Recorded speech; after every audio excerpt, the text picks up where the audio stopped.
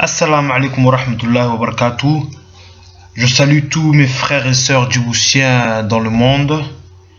Et je tiens aujourd'hui à vous parler en tant que djiboutien, à m'exprimer sur une situation, mais surtout aussi sur un pays qui est au bord du gouffre.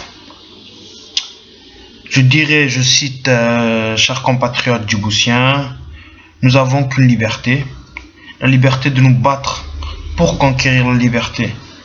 C'est parce que le temps est venu de flanquer IOG à la porte que je vous parle de liberté.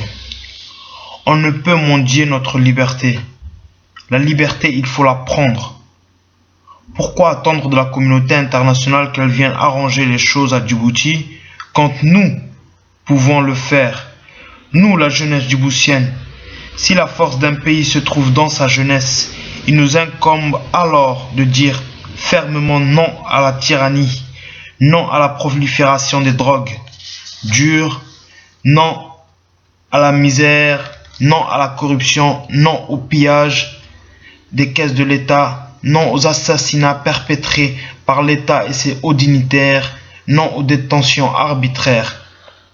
Je pointe aussi du doigt la France qui, elle, par son silence, en dit long sur la liberté de tyranniser qu'elle a accordée à IOG depuis 1999 à aujourd'hui en 2014. Et je tiens à leur dire que c'est la liberté de tyranniser qui est le contraire de la liberté.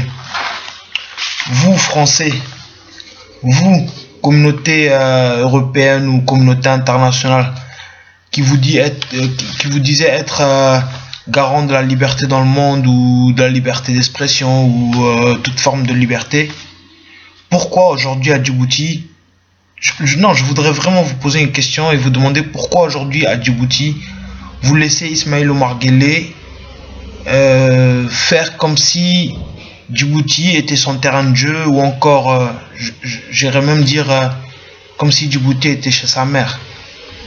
Assalamu alaikum, je vous salue mes frères et sœurs djiboutiens. À la prochaine.